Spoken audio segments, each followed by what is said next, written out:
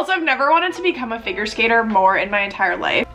So the Uber scene has been experienced and no lies were told.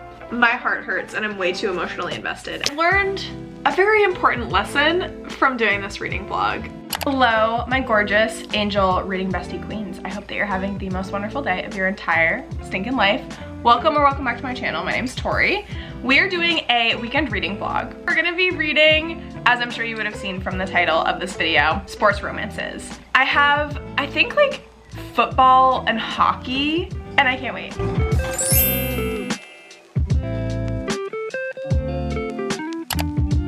I have been wanting to become a sports romance girly for a really long time. Contemporary romance isn't one of my go-to genres, but I feel like I can find some sports romances that I really like. So, the TBR for this weekend, we have Icebreaker by Hannah Grace. I have been seeing this everywhere and I have not heard one bad thing about it. I really want to know what the Uber scene is because I see that nonstop on Book Talk, and there's a couple other scenes that are mentioned here as well, but my mind can't think of them right now. So, Icebreaker by Hannah Grace.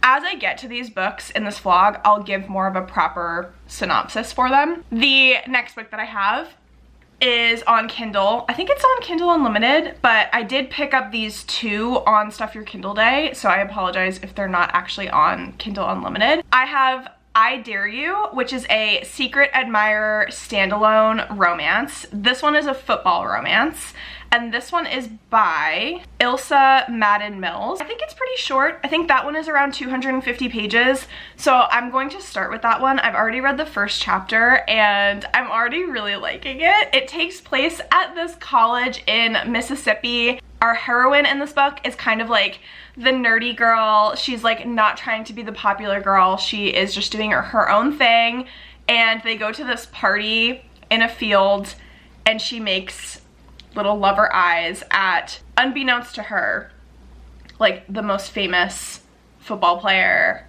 on the football team. He's a freshman as well, and he was like their star recruit.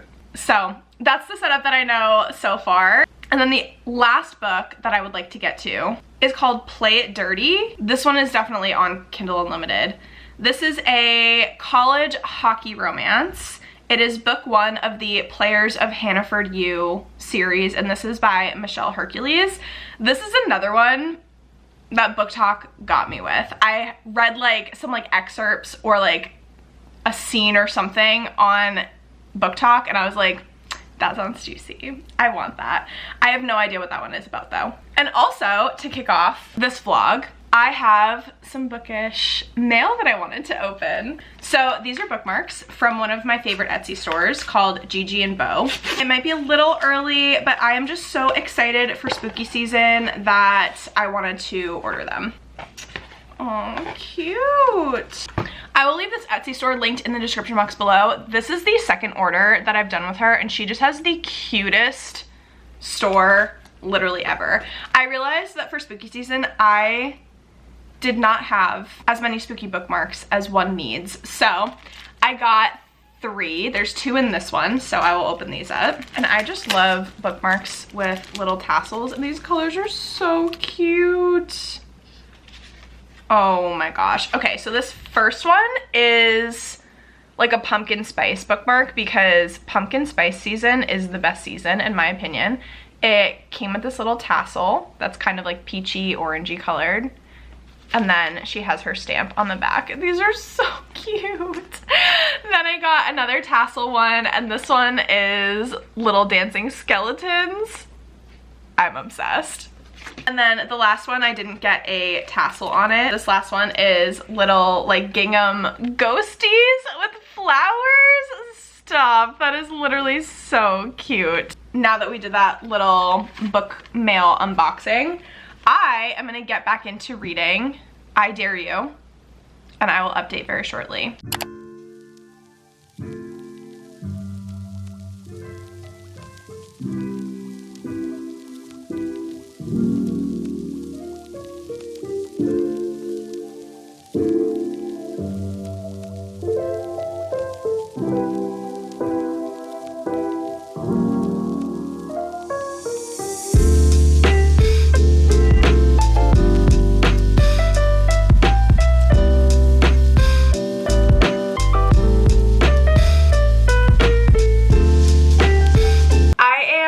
almost 30% of the way through I Dare You, and I need to rant about one thing for a second. So Delaney was in like a long-term relationship. This guy cheated on her, and now it's been like a month since she literally caught him in the act with another girl. Her friend is like, I saw him on campus the other day and he like looked really sad. Like maybe you guys could be friends again at some point someday. And it's like,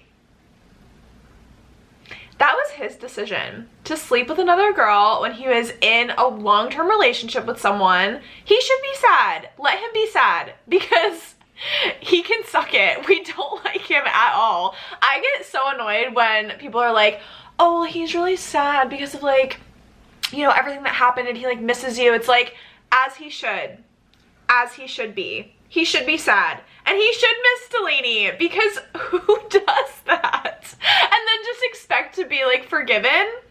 Absolutely not. No forgiveness. Also, I am a Taurus that holds grudges, so that is my perspective. Rant over now. I'm over the halfway point in I Dare You. This is a book that's really easy to just sit down and read in one sitting. Like what's currently happening to me. I'm not gonna lie, she's cringy, you know?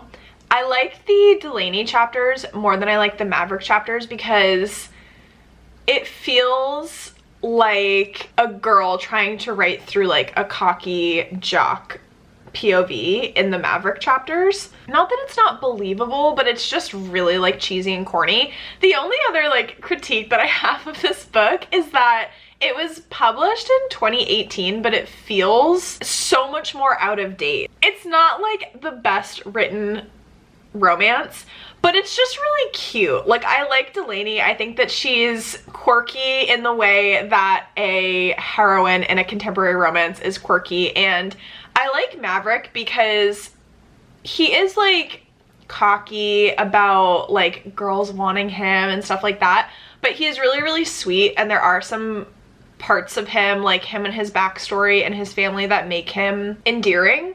And so it's like I can suffer through that little bit of like cringy dialogue or cringy POV. I'm 65% of the way through. I only have an hour left in the book at this point, so I'm gonna finish it, and then I'm trying to figure out, I think I want to read Icebreaker next. I will check in once I finish I Dare You. Right now it's feeling like a 3, maybe a 3.5 star, because like it's cute, it's fun, I'm reading it literally in one go, it's very entertaining, but the writing isn't the best. But the spice has been pretty good so far. We've gotten like one spicy scene. I really enjoyed the first 45%, the first like I guess half, like 50%, because it was them just like flirting and getting to know each other, and I thought that that was so cute. The only thing that was weird, a little bit like abrasive, like an abrupt switch, is that they start texting at one point. She doesn't know that it's him, but he knows that it's her, and you're like, how did this come about? And you do get an answer for it later, but it was just kind of weird because it started all of a sudden and you're like, how did this even start happening? I have started reading Icebreaker, but before I get into this, I need to give a final review of I Dare You. So I did finish this book in one day. It is a couple days after I finished it. After I finished it, I really sat down and thought about how I felt about the book. And I know my last check-in, I said it was probably gonna be a 3, maybe a 3.5 star. I think the more I read, the more Maverick, our hero in that book, wore on me in not a great way. At first, I was really pulled in by the endearing qualities of our hero and our heroine. I liked that our heroine wasn't your typical girl who was like after dating a football player or like a sports player. She was like a nerdy girl, kept to herself, had her own things going on, right? Like she wasn't chasing after a sports player. That made her very endearing, and the fact that Maverick kind of complimented her nerdiness was really cute, and that was like their thing together. It can be cringe, but in the moment when I was reading it, I thought it was cute and fun and it was entertaining. And I liked how it was adding to their love story. But Maverick, for me, the more I thought about him, the more like I just didn't love him. The way that he is taking care of his family, his dynamic with his family was also very endearing. But the more I thought about it, The majority of this book, our football player hero isn't even playing football, and actually the things that he's doing in the off season are not great things for his football career, and I don't want to like get into the details of it, but that's where this kind of like conflict comes into play. And I was like, this is supposed to be a sports romance, and it really doesn't feel very sporty because he's in the off season and he's dealing with all of these personal issues that don't relate to football. And so it just felt like, for a football romance, it didn't feel very football-y. And then the thing that really knocked this down like half a star, or like a full star rating actually, was the third act breakup. Like their conflicts towards the end of the book were so low stakes and it wasn't believable at all, and I was just like, yeah, this really lost a lot of its appeal. So if you're looking for something short, entertaining, just kind of fun, if you don't think too hard about it, it's relatively enjoyable, that is I Dare You. I definitely won't be continuing with this Wayland University series. I think that they're all standalones and they follow different characters at Wayland University. I think that they're all football romances. First one, not really for me, but we'll talk about Icebreaker. I am 60 pages into Icebreaker and I'm really liking it so far. I was expecting the beginning of this to be more of like your cliche typical, almost like rom-com-y. I guess I thought it was gonna be kind of like rom-com-y because of like the cover, but I really like it. So these are the things that I'm enjoying so far. I like Anastasia. I think that she is a little cutie pie. I love that she loves her planner and she's like very organized and like scheduled. I love that she's trying to literally get to the Olympics as a figure skater, and she's just so cute. I also really like how each of our main characters, right, our heroine and our hero, have their own group. That it's not just so solely focused on, okay, how do our hero and our heroine meet? What's their conflict? How do they get together? Blah, blah, blah. It feels like you're just kind of dumped into this college setting and we're just like learning these people's lives. I also love that they're not, like, they have other people that they're pursuing right now, sort of. So like Anastasia is hooking up with the basketball team captain and they have like their whole thing going on. And then Nate has like these girls that he's been chasing for a while, and Anastasia like hasn't even been on his radar because that's just believable. You know what I mean? Like, I feel like with that last football romance that I read, it was right from the very beginning, okay, here's your hero and your heroine, they're meeting, then like they spend a couple years apart and then they just like get back together and it's like very insta-lovey. We'll see how I feel if this is giving insta-love because obviously I'm only 16 pages into it, but I feel like the setup so far was not what I was expecting in a really good way. I decided to use one of my Henry Cavill bookmarks because he just fits the aesthetic, you know, like the little purpley moment. It's really cute. So yeah, that's what I get to flip to when I start reading again, and that makes me very happy. I think my goal is to get to like page 200 because when I read this, it reads so quickly.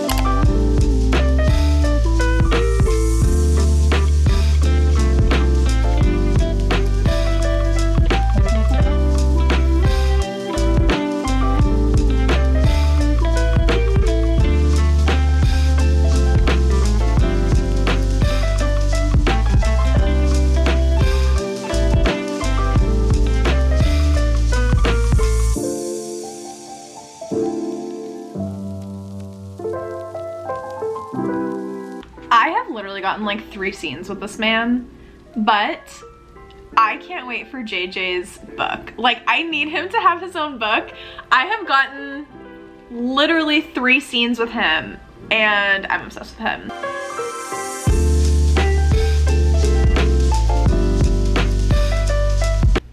So the Uber scene has been experienced and no lies were told. That was absolutely chef's kiss. It was so good. I love the way that Hannah Grace is writing like tension in this book. It was so good. Like the nightclub was so good.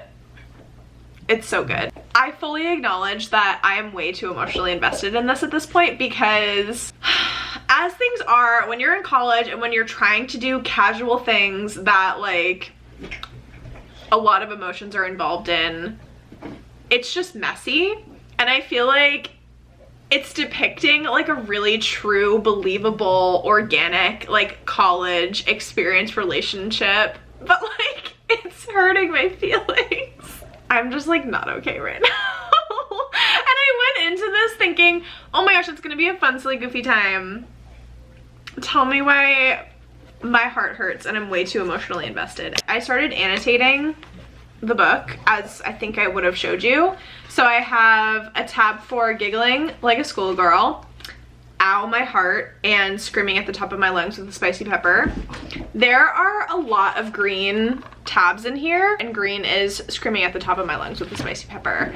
I can't get over the spiciness in this book. It's incredible. It's so amazing. Are you having fun, sir?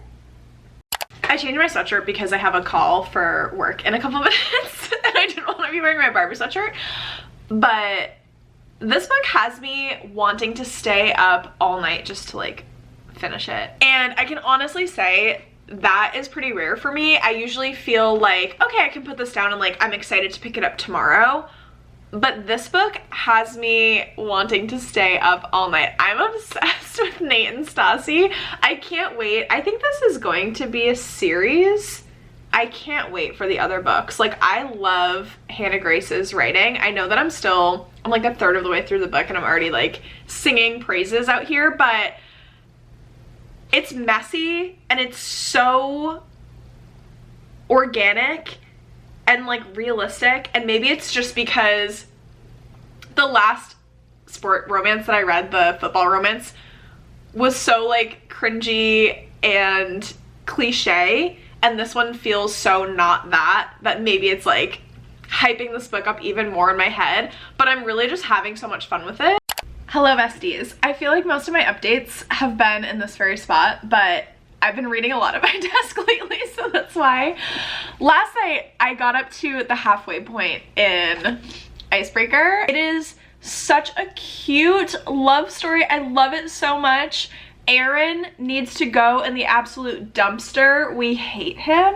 We hate him. I have just been tee-heeing, kicking my feet, living my best romance life reading this book. And the fact that like they just got to the part where Nate is gonna start like skating with her and helping her, and I'm like, oh my gosh, this is so cute.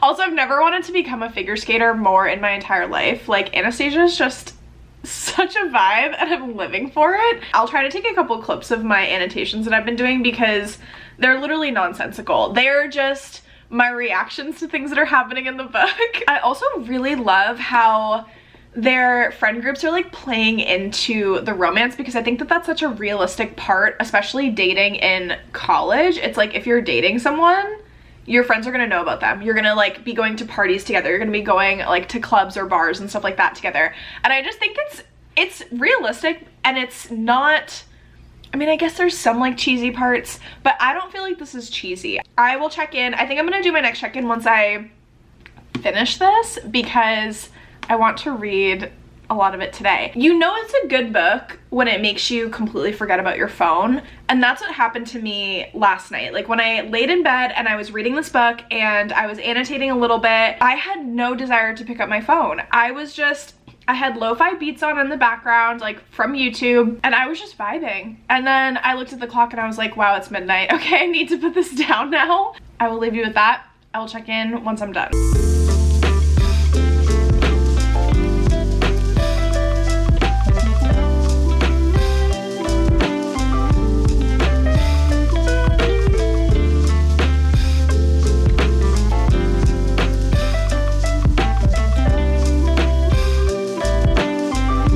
Good morning, besties. I am just getting ready. Jamo and I are gonna go OUT very shortly, so I'm just putting on my sunscreen and trying not to look like a psycho. But I just finished Icebreaker. I got so close to finishing last night. I only had like 60 pages left, but I was so tired. I was like, I am just going to finish this in the morning. And so we just finished it this morning. It was really cute. The only thing is I am not like an epilogue girly. Like, give me a strong, like, cutie little ending and I will be a happy girl. But give me like an epilogue that's like 2 to 3 years later.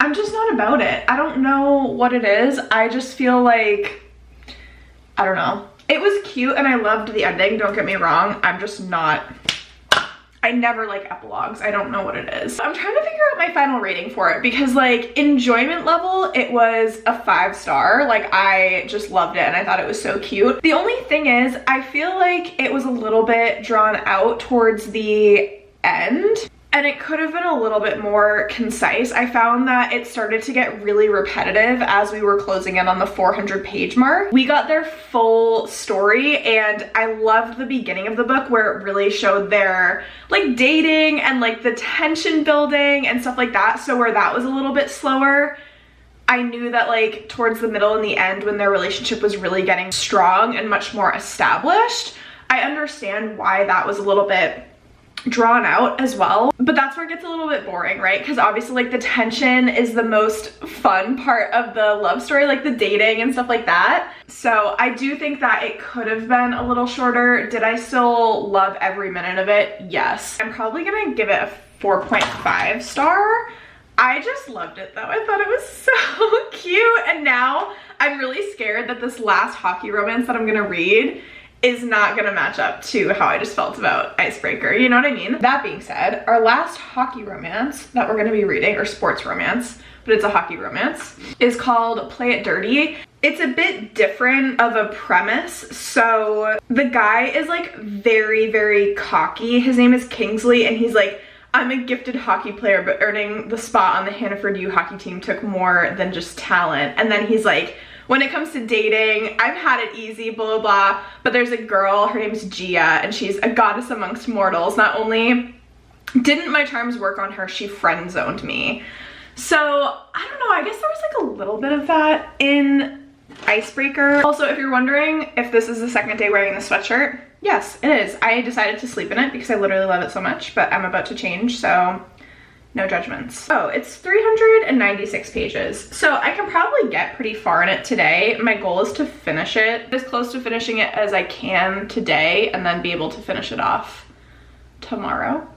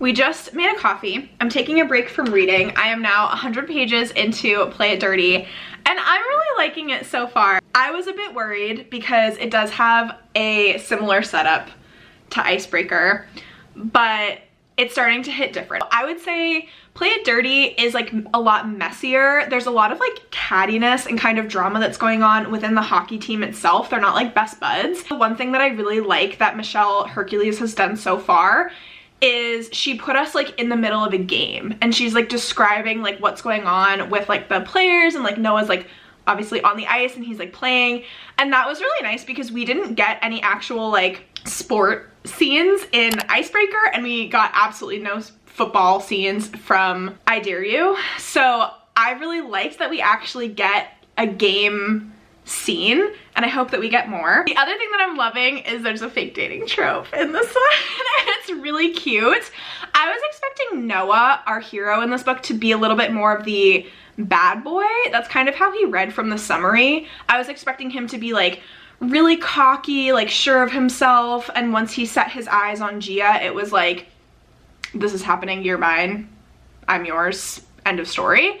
But he's much more unsure. He's a little cinnamon roll, honestly. He's turning out to be a cinnamon roll. Gia is just very unsure because she had a really messy breakup from her past boyfriend, who was also on the hockey team, and he ended up quitting the hockey team. So like, whole drama with that. But now there's this fake dating trope, and their first kiss was really, really cute. She like went in to go kiss his cheek, and he turned his head at the last second so that she kissed his mouth, and I was like, oh my gosh, this is so adorable. And then they have like a kiss very shortly after that that's more of like a legit first kiss. So I plan on reading more in a little while. I stopped because I'm about to start editing this vlog a little bit, and I wanted to just take a little bit of a reading break and stand up and just like do some work. So that's what we're doing. We're gonna drink our coffee that we just made, and I'll check in a little bit.